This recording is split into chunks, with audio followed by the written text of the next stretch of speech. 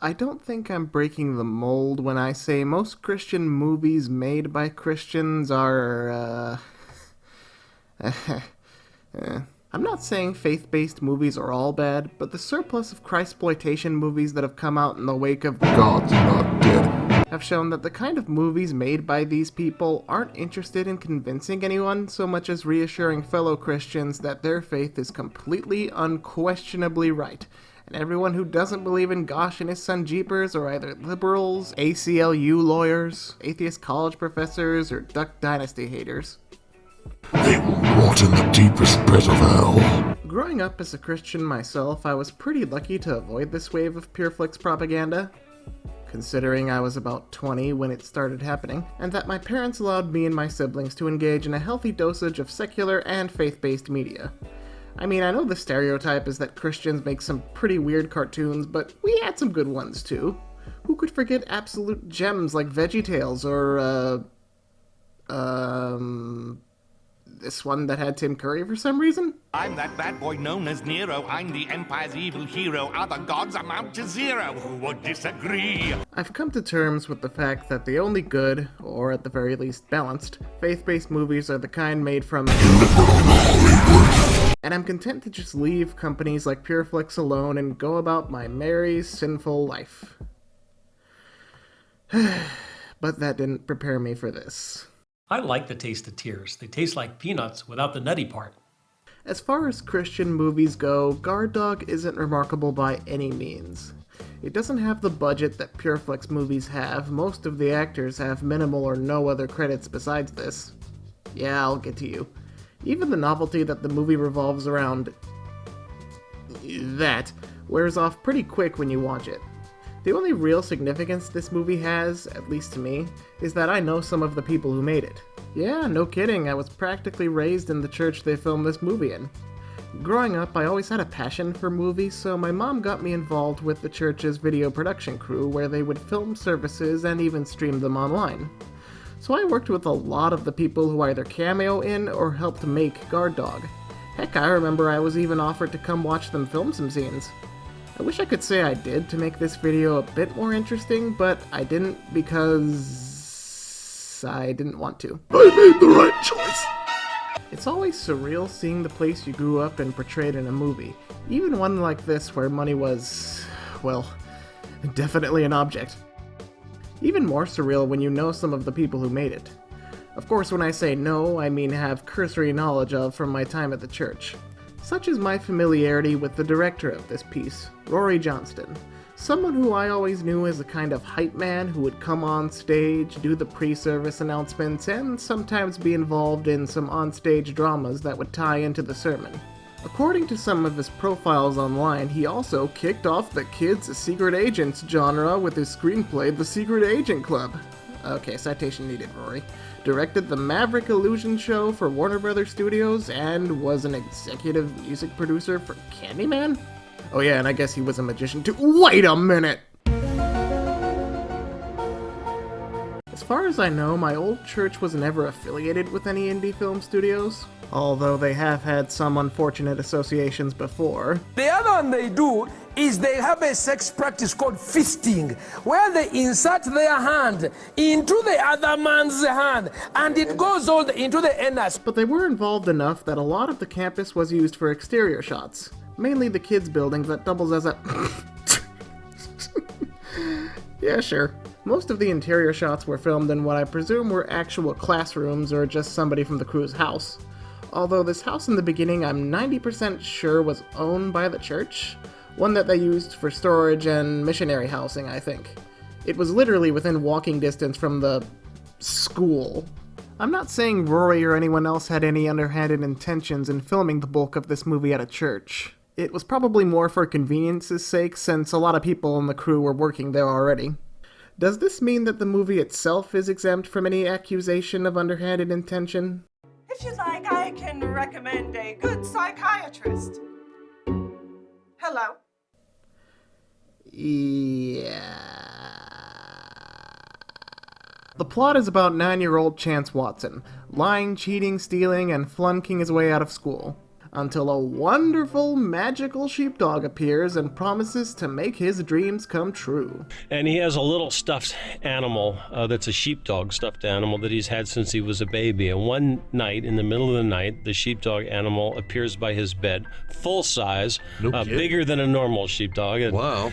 And says to him, look, if you just follow the rules, I can make your life a lot better. And he says, what are the rules? Oh, what are the rules? Yep, there's some rules to having a guard dog, and such rules include, you can't have any other dogs and you have to love me.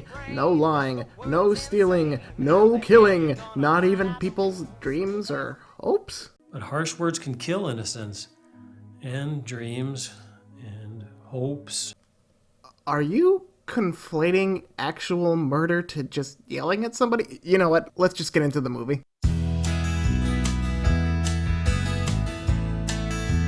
The opening credits are a pretty cheesy montage of family photos set to a song written and performed by the guy who used to lead worship at the church. Oh, and don't get used to this show don't tell method of the family connection, by the way. We officially open on a scene of a little girl admitting to her vague older authority figure that she's scared of starting school the following morning. We also see what we can expect from the performances in this movie. You want to hear a story on why you don't need to be afraid? Does it have a happy ending? Oh yeah. Okay. You won't be scared. You sure? I'm 6 foot tall. I'm bigger now. So the real story starts with us joining the aforementioned Chance and his dad being with his mother on her deathbed. You know, how most movies about omnipresent dogs start. Chance, can you get me a drink of juice? Your mom needs you.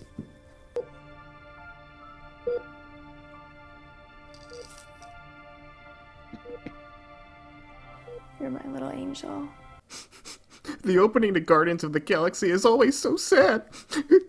I can't stand this any longer. I gotta get out of the house.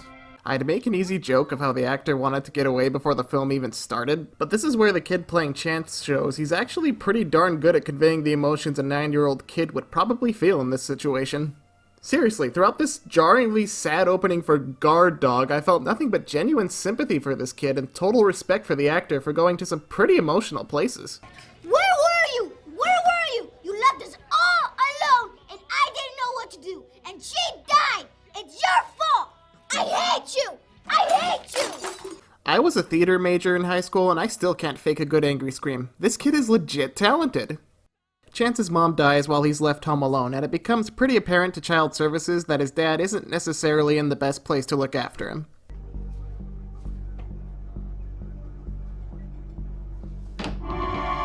That bastard! You're supposed to stir-fry cockroaches! Stir-fry! So Child Protection puts Chance in the care of his grandparents while his dad gets taken away. John? I love that sitcom shrug he gives them. Yep, same shit as always. You said it was about magic. This is not fun at all. Jesus, Grandpa, what did you read me this thing for? A few weeks go by and Chance still has a hard time adjusting to his new life, while the kid playing him is still the best actor in the whole movie. Haven't touched your food. That legit made me laugh. I mean, yeah, it's predictable. I was thinking of the Young Frankenstein version as he touched it, but it was the only time I laughed when the movie wanted me to, and that's counting for something, I guess. Chance's grandparents put him to bed, and I think right now is actually a good time to pause before that shows up, and compare the premise of this movie to one that actually works. The movie A Monster Calls is pretty much if you took the first 5 minutes of this film, where the mom is sick and her son has to cope with her impending death, and expanded that into the whole premise. As the kid has to deal with the various stages of grief that comes with dealing with a terminally ill parent, he receives various visits from the titular monster who helps guide him through his emotions in scenes that are dripping in beautiful ambiguity and allegory. It's a very well done movie, and one that made me cry like a baby in theaters when I saw it.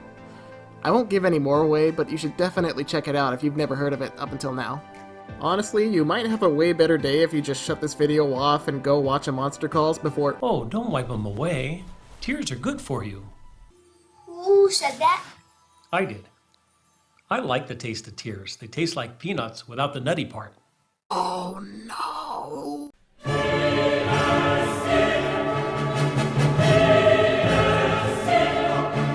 I'm not gonna mince words, that costume is f***ing terrifying. Even the movie admits it's the scariest thing in all creation. I'm gonna stand up now, but don't be afraid. I'm kinda scary looking. To be fair, the movie does try and give some excuses as to why the costume is so scary beyond all reason. Like how he claims the reason his lips don't move is because, naturally, he's an oversized stuffed animal, but he can communicate with Chance through his mind. I guess that's also why his voice sounds like it was recorded in a very badly soundproofed room. Just when you think you can trust someone. The dog, voiced by Rory Johnston himself, tells Chance that he'll look out for him from now on, even if he can't always see him. What do you mean when I can't see you? All right, close your eyes, just for a moment. Now, open them.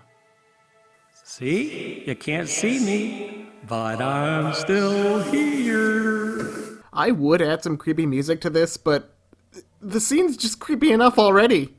Chance is rightfully reluctant, so the dog decides to spruce him the deal. I can help make your dreams come true. What is it you want more than anything? I want my parents back. Of course you do. Well, tell you what.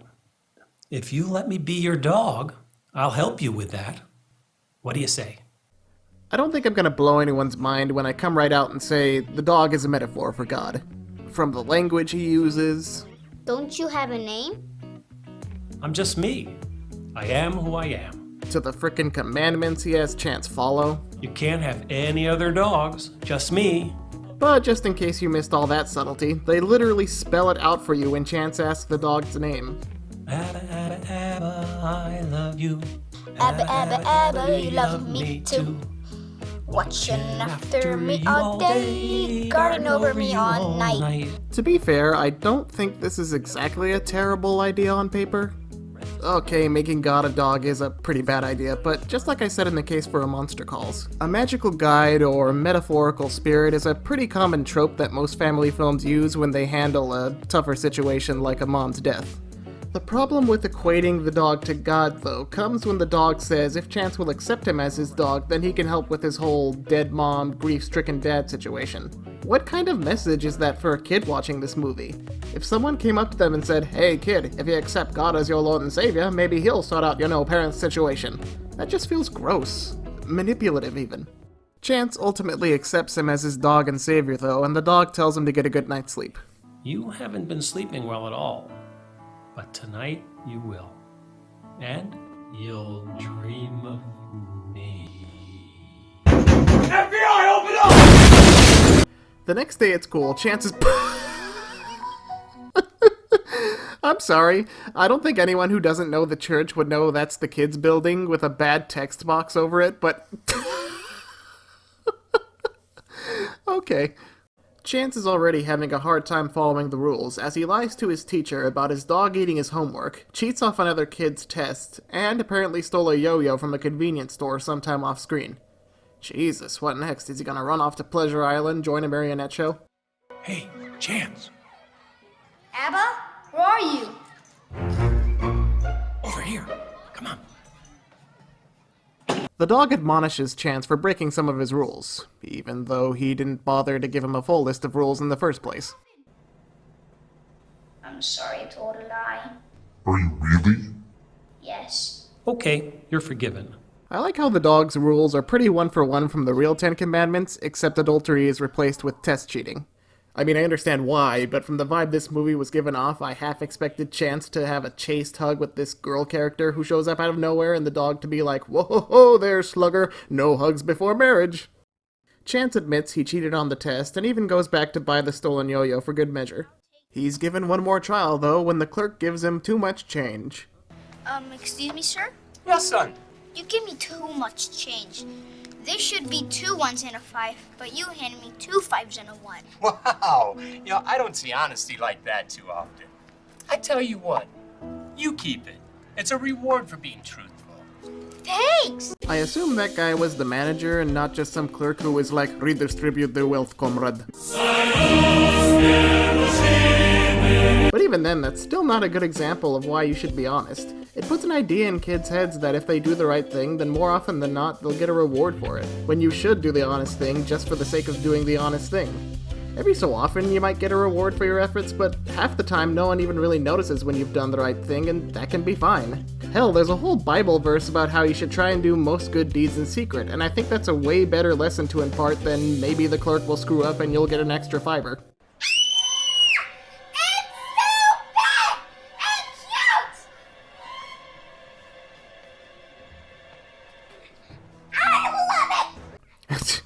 Okay, I take back what I said about Chance being the only good actor in this movie. Chance's grandparents... Oh, come on, guys, that's obviously a Bible. You couldn't rent out a math or a geography book or something? Anyway, Chance's grandparents start to get a little concerned with how much he talks to his imaginary dog friend, thanks to some wacky misunderstandings and shenanigans. Who's the best dog? Who's the best dog? We seriously have to cut back on that boy's sugar intake. But things start to get a little scary once Chance gets the ire of a bully at school.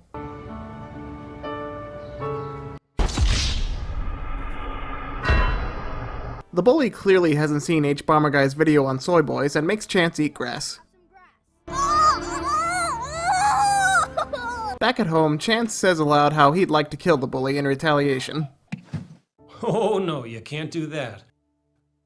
That's breaking rule number 6. Dog on him! Gee, with lines like that and other hits like... Wow, that's tight.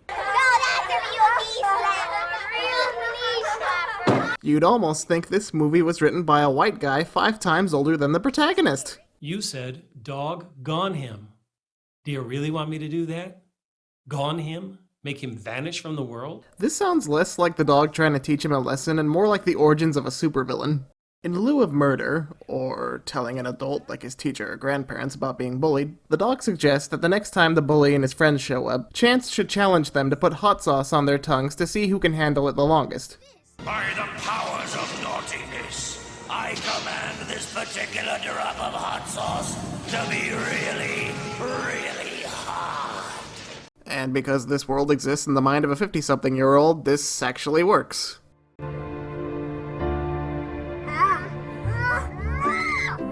Just for reference's sake, this is one of the things that the dog promised Chance the first time they met. I promise never to ask you to do anything that will hurt you or harm anyone else. Well, breaking promises or rules is fine as long as Guard Dog does it. Chance's troubles aren't over yet, though, as the next day he gets a serious case of bike envy. To give him some perspective on want versus need, the dog takes him on a journey that leads him through...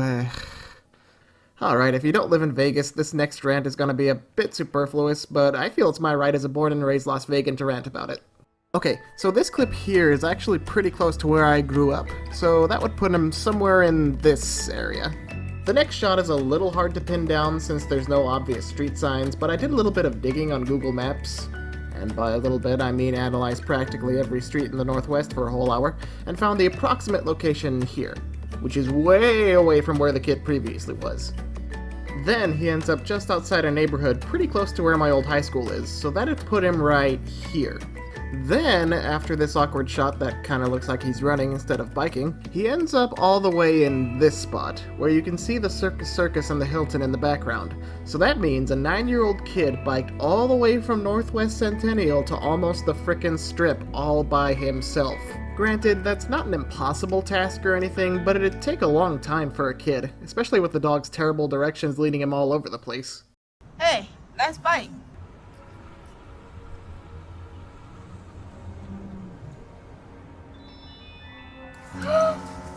Hey, what was that all about? Oh no. I don't think this is a good neighborhood to be in. Oh, please don't go there. Oh, dog damn it. Oh no, you're not. You were not thinking what I think you're thinking. Well, you're the one who decided to put this in your movie, Rory. What do you mean, you people? What do you mean, you people? Remember that summer when you got the really dark tan? Did it change who you were? I get that they're trying to teach kids about tolerance here, but it comes off more as the "I don't see race" argument a lot of white people have when talking about bigotry and race issues. Especially when the best thing they can equate it to is a frickin' skin tan, for the love of God. Also, not for nothing, but the area of town they filmed this in is called Naked City, a neighborhood with a pretty iffy reputation. I'm not saying that the kid is justified in being racist or anything. There's arguably worse places to be in Vegas by yourself, but especially if I was a 9-year-old kid, I wouldn't want to be anywhere near downtown Vegas or the Strip by myself. Still, Chance gets a bucket of paint dipped on him for humility's sake.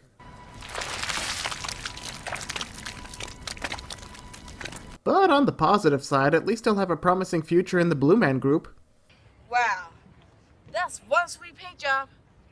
It is? Awesome bike. I'm literally putting myself into the plot because the movie forgot to introduce me otherwise. I'm Jarrell. Jor-El? Like Superman's dad? Yeah, my dad likes comics. I got adopted by Nicolas Cage, but I'm okay with that now. Chance decides that Jarrell needs his bike more than he does and gives it to him. Really, really? Really? This is a genuinely nice thing and all, but I'd feel a little better about it if all throughout the movie the dog wasn't negging him into apologizing or doing things for others. It's especially gross when earlier he was saying how Chance hurt him personally by lying about him. Blaming me? I thought we were friends. We are. Who said you wouldn't hurt me? I wouldn't. No time for that, though. The bullies are back and are about to pester Chance and his friends about the dog again. We've come to finish what we've started. Don't back up. Stand your ground. Oh my god, these bullies have nearly beaten Chance up so many times now, and the dog still hasn't told him to go get an adult. I mean, I know it's supposed to be a metaphor for standing up for your beliefs and all, but these kids are all less than 10. Tell them to go get help. The dog tells him instead to start barking at his bullies, and once again, this somehow works. You're crazy, man! Woohoo! So I started barking at those mean bullies, and they all got scared and ran away. Then everyone stood up and started clapping. It was totes amazeballs. Things are going pretty well for Chance at this point. He's living dog's word, doing well in school. He's even reached out to his other classmates, including the main bully from before, and Kaz, a kid with cerebral palsy. We're near the hour mark by now, and it's been an agonizingly slow crawl to get here. Once the dog part of Guard Dog comes in, the scenes get pretty repetitive where Chance makes a mistake. The dog corrects him with either bad metaphors or manipulative wording. Chance repents, rinse, repeat. And I hate to knock him after I gave him so much praise earlier, but the kid playing Chance is way better at, being angry than being casual. What are we going to do next? Come to our bike to my house? I bring all this up because what happens next is both a blessing for this movie going forward and also where it gets even more iffy. This cartoon that walks like a person will be our antagonist for the final 30 minutes of the movie. She's the school guidance counselor who for some reason dresses like the Trunchbull from Matilda and has a real problem with Chance spreading the word of dog to his classmates. So much so, she even recommends... I recommend suspension. God! Oh, sorry, dog! Whoa. Back up the Batsmobile. Jeez, I'm starting to wonder if Rory knows how adults talk too. Lots of kids have an imaginary playmate, and psychologists say that... Are you a psychiatrist, Mrs. Chilton? No. Well, I happen to have a degree in sociology. Well, I guess we can add sociologists to the ever-growing list of conspirators in these Christian movies. Or maybe she's just a cat person. The principal offers a solution that'll satisfy everybody. And you can tell it'll be a good one. He's got a world's best boss mug on his desk. You can't talk about him at school. Here at home, it's okay, but not at school. But why?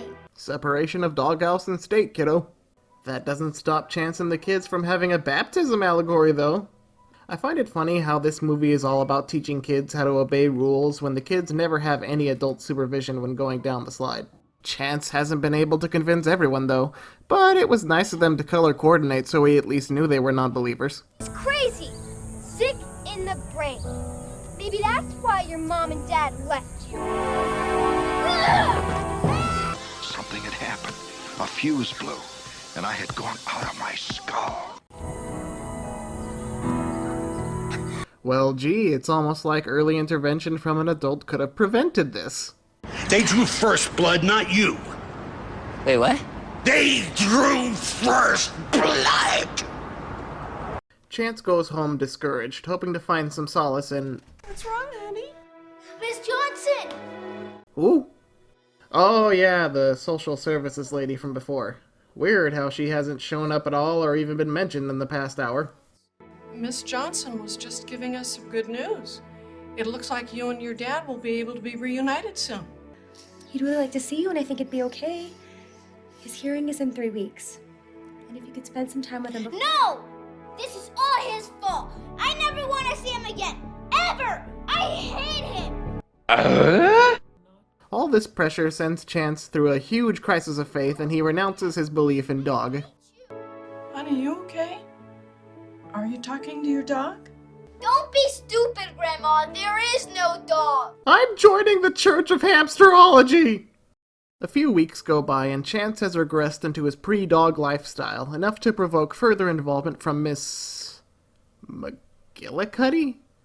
What kind of random name generator thought that up? I'm looking at your grandson's records, and he hasn't turned in his homework in over 2 weeks now. He's become withdrawn and antisocial. I believe it's beginning again, Mrs. Chilton. I really hope that's the sequel's tagline. If you'd like, I can recommend a good psychiatrist. Hello?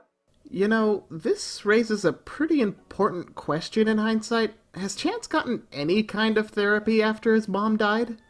Granted, a psychiatrist isn't a therapist. They just diagnose you with a certain medical condition or disorder and come up with a treatment plan for you.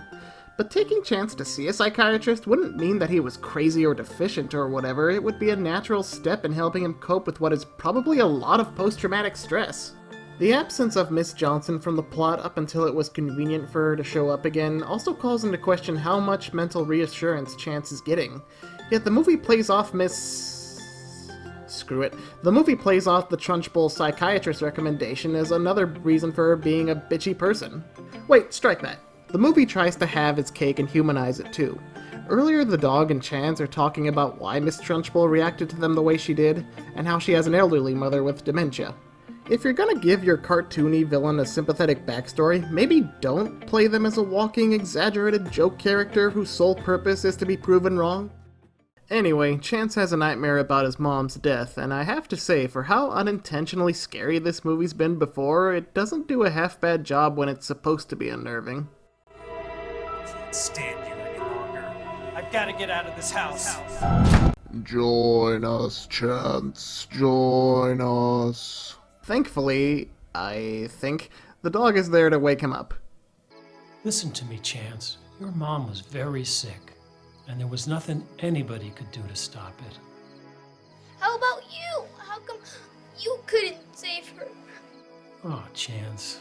Everyone dies. But guard dog is eternal. The dog tells him to go back to sleep while imagining the most beautiful place he can so he can visit his mom one last time. Said beautiful place turns out to be... the park down the street. That's your dad. I don't know, and I don't care. Upsetting him and you was the worst part of my going away. You know what made it okay, though? Knowing that you'd have each other. You need to forgive your daddy. I've played dog's advocate for a lot of other crap in this movie, but that is the absolute worst message. It is not, nor should it ever be, the duty of a child to automatically forgive their parents for the abuse they faced. I'm not saying Chance should never forgive his dad, but that should come, if it ever does, after a long road of recovery for both parties. I might feel better about it if we actually saw the dad's road and got to know that he genuinely was making an effort to be a better father, but just like the social services lady, he only shows up near the very end of the movie, so any emotional connection the audience might have with him is still tied up in the last time we saw him, where he was being emotionally and sometimes physically abusive to Chance. I'm gonna take time out and recommend another way better movie than this. Song of the Sea is an Irish animated movie where a young boy has to come to terms with his mother's sudden disappearance and encounters a lot of figures from Irish folklore. What makes that movie work is that even for all the fantastical elements in it, the movie is very much focused on reconciling the family. The dad is emotionally withdrawn and neglectful in his grief, and the boy lashes out at his little sister, who was born the night his mom vanished. But throughout the movie, the adventure the boy and his sister go on brings them closer together and helps pave the way for the whole family's closure. If Guard Dog had excised a lot of its repetitive scenes in favor of focusing on Chance's relationship with his family, then maybe it would have worked better and I'd have some want to see him and his dad get together again. But instead we had to get important scenes like the dog pointing out Chance is brushing his teeth with hair gel. You want to know how? Oh, you know what I see? That. Plus, you're brushing your teeth with hair gel. Thanks, Rory, that added a lot of nuance. Getting back to the plot, the next day, or week, or whatever this movie's timeline is, Chance's grandparents take part in a parent-teacher meeting at the school. This is Oscar, our class rat, and the children just love him. We love him so much we keep him alone in an unventilated tank with no toys or proper bedding. What's the deal with this stupid invisible dog? My daughter goes on and on about him. He's supposedly magical? Yeah, my kid does the same thing. The dog says this, the dog says that. Apparently, the dog doesn't think it's a good idea if I have a few beers after work. Yeah, what is it? Is it like the dog is Jesus or something? Bada bing! Brooklyn Dad doesn't much care for having his parenting questioned by dogs or females. Hey, lady, go suck a lemon. Seriously, has anyone in this movie heard any relevant idioms since the 1950s? Some of the other parents start talking about the good things their kids have done since the dog showed up, and it's always really funny in these types of movies to see how easily swayed the background extras are. One minute they're like, yeah, that dog sucks, but a few minor arguments for it, and they go, yeah, the dog is pretty alright actually. I say that all talk of this dog should be banned from this school. Yes! You're absolutely right! The character might be one-dimensional, but I'm glad the actress is having fun. You can't tell kids what to talk about. Haven't you ever heard of the right to free speech? Well, I'll give them credit for restraint. Most Christian movies have brought up the First Amendment about 50 times by now. The Trunchbull takes this matter to the school board the following Saturday in the hopes of shutting down all dog talk in the school for good. But once again, some of the parents start to talk about the good influence the dog has had on their children, while some are still adamant that all talk of it cease. Maybe if the parent-teacher meeting had happened at some point in the middle of the movie, this escalation would feel a bit more natural, but the pacing and plot points of the entire second act were so slow that it feels like they had to cram in a last-minute conflict just to give this movie some semblance of stakes. My grandson had a hard time last summer when he lost his mother, and I'm afraid he didn't come out of it very well. Among other things, he was telling lies all the time. As a punishment that we thought fit the crime, we put hot sauce on his tongue every time he fibbed. Straight up abuse! I'm sure glad that child protection lady hasn't shown up until the last 10 minutes. We've considered this matter, and the bottom line is, there is no dog. My name is Jenny Johnson, and I work for Child Protective Services. Jenny Anydots here provides the 7th sappy speech we've heard in a row, but also comes right out and says that she believes the dog is real. Superintendent Jacobs, let me ask you this. Is love real? Of course. How do you know? You can't see it. You can't touch it. How do we know it exists? And if love doesn't exist, how come there are still monkeys? Checkmate, atheists. Just look at these children. These caring, sharing, loving children. I think they're your proof that the dog is real. Wait, I think I've seen this before. This is where they bring in all the letters to Santa, right? Some people are so close-minded they'll never believe no matter how much proof is handed to them.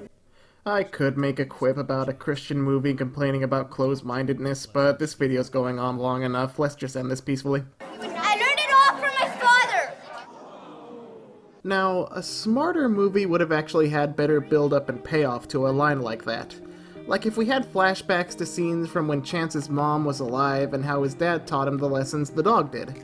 There might even be some twist that the dog really was in Chance's head, conjured up as a coping mechanism for his mom's death, but based off a glorified, picturesque version of his dad. Instead of anything that thought-provoking or metaphorical, we get 100% confirmation that the dog is real when he reveals himself to Chance's classmates and the Trunchbull for good measure. Did you see that dog? Yeah, of course. Yeah. He's real? Of course. Of course, yes. She got off lucky. In an alternate cut, the dog gave her cancer for being an unbeliever. But don't worry, it's cured when she's converted by the newsboys. Back at home, Chance is reveling in his victory with the dog, who proceeds to underhandedly guilt him about his dad some more. It's tough to be in a hearing where people are deciding your fate for you. Well, at least you had Grandma and Grandpa to back you up. And Miss Johnson. And lots of friends. Sure would be horrible if you were there all alone, with no one who believed in you. That'd be terrible, wouldn't it? Remind me again how the board deciding not to ban the dog was a good thing? The next day at the courthouse, Chance, his grandparents, and Miss Johnson all attend his father's hearing, presided over by Judge... Yeah, let's talk about this guy now. For those who aren't aware, this is Lance Burton, a pretty famous magician who had a long run in Las Vegas from 1994 to 2010. I never saw any of his shows personally, but if you grew up in Vegas around the 90s to 2000s, chances are you were at least familiar with his name and bizarre, plastic-looking face.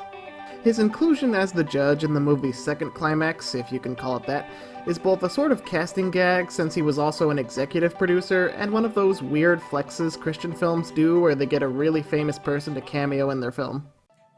I know this is also unusual, but I'd like to speak on behalf of the defendant, if it's okay with you, sir. Mr. Watson, is this all right with you? Jenny can speak for me anytime. Really? Miss Johnson says that she's met with Chance's dad during his extensive grief counseling in the past, and that she finds he's more than ready to go back to handling the responsibilities of a father. Once again, it would be nice if we could have seen evidence of this, as her blatant fawning over him could come off as her putting personal feelings over professional ones, but it's not like such concerns ever come up for Judge Burton. Really? To make a long story short, Chance's dad gives the last, thank dog, sappy speech of the movie. Chance automatically forgives him, everybody cries, yeah. I want you to know that my daughter goes to the same school that your son does. Okay, I realize Vegas is pretty small compared to other major American cities, but what is with all these kids from vastly different parts of town going to the same school? The church they filmed the school in is in the Northwest Centennial District. Granted, North Las Vegas is close enough that the judge's kid might be zoned there, but that doesn't explain why Jor-El is if he lives all the way near downtown. Is this supposed to be a private school, or were they not worried about an overly nitpicky guy like myself asking all these stupid questions? Anyway, Judge Burton concludes that if the lessons Chance has taught his friends came from his dad and not an imaginary dog, then he's more than fit to be a father again and remands custody back to him. So the boy had his dad back, and the dad and nice lady Miss Johnson got married. And a year later, they had a little girl, and they named her Abby. After the dog. Wait. They named their kid after what they could only assume was an imaginary dog? The dog? You are named after the dog? And it's all an absolutely true happily forever after story. Wow.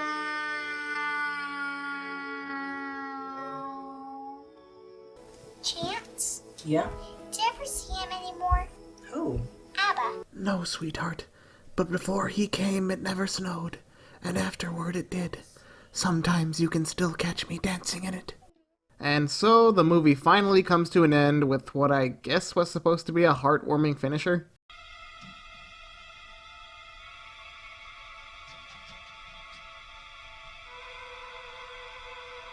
Behold, my second coming is nigh.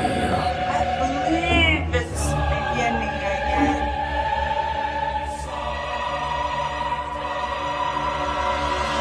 As I said before, Guard Dog is far from a remarkable movie, but it's also not entirely incompetent either.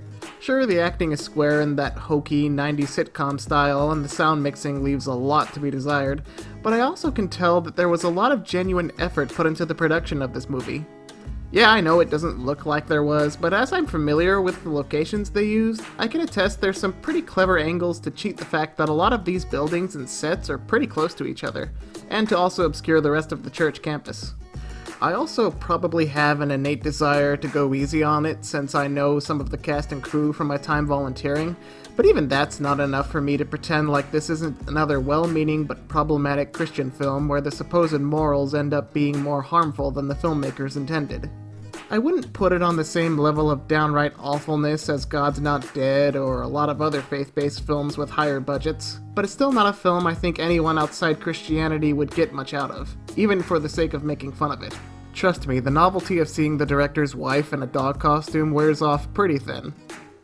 But if you don't want to take my word for it, just head on over to the movie's website where they spell out the whole plot on the movie's About page. Seriously, the entire frickin' movie is spoiled here. I have never seen any website that just gave away the story wholesale.